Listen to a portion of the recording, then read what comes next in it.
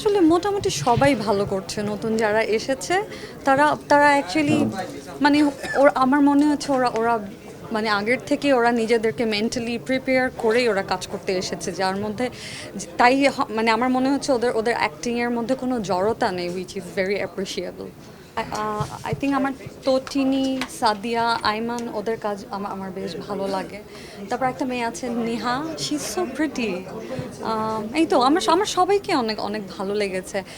আর honestly আমি অহনার অ্যাক্টিংয়ের আগেও fan ছিলাম, বাট এখন ওর ওর অনেক অ্যাক্টিং দেখি, অহনা আর তানিয়া বৃষ্টি, ওদের ওদের দুইজনের কাজ আমার কাছে খুব ভালো লাগে, আমি খুব এনজয় করি।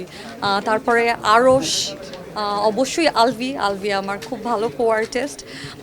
ওদের ওদের কাজও আমার আমার অনেক ভালো লাগে আর কি। আমি সরি, আমাকে এভাবে আসলে জিজ্ঞেস করলে আমি নাম ভুলে যাই। 40% বেশি গ্লো, বিশ্বের 1 নম্বর গ্লো ক্রিম, নতুন গ্লো এন্ড লাভলি। যেই গল্পটা আমার মনে হয় যে এই গল্পতে আসলে অ্যাক্ট্রেস প্রভা যে অনেক দিন ধরে ইন্ডাস্ট্রিতে যার কন্ট্রিবিউশন আছে, তো আমি একটা ক্যারেক্টার যদি করি, আমি আসলে আমার আমার জায়গা থেকে আমি আসলে আমি চেষ্টা করব যে গল্পটা যাতে আমাকে বেস করে একটু বেশি থাকুক। সো সেই আশায় আশায় আসলে আমার দিন যাচ্ছে, বাট লেটস সি। আসলে এগুলো তো আসলে সব কিছু ভাগ্যের ব্যাপার বা ভালো একটা কাজ।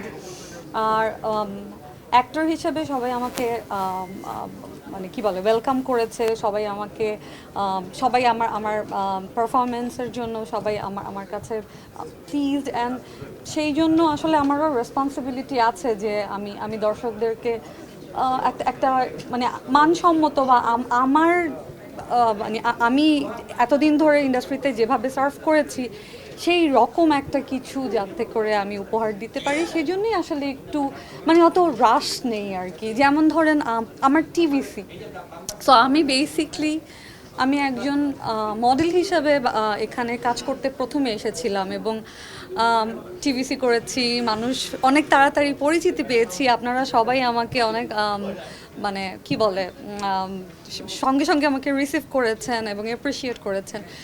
তো এখন যদি আমি আরও 10টা টিভিসি করে ফেলি কিন্তু সেগুলো ওই রকম মানসম্মত না হয়, তাহলে আমার মনে হয় আসলে এটাতে মানে তেমন কোনো বেনিফিট হবে না, আমার জন্য হবে না, আই ডোন্ট নো। তো আমি সেই জন্য আমি আসলে একটু একটু সময় নিয়ে আসলে যে কোনো স্টেপ নিতে চাই। যে কোনো পরিবর্তন যেটা মানসম্মত, যেটা সুস্থ পরিবর্তন, সেটা আসলে আমাদের উচিত সেটাকে আসলে ওয়েলকাম করা।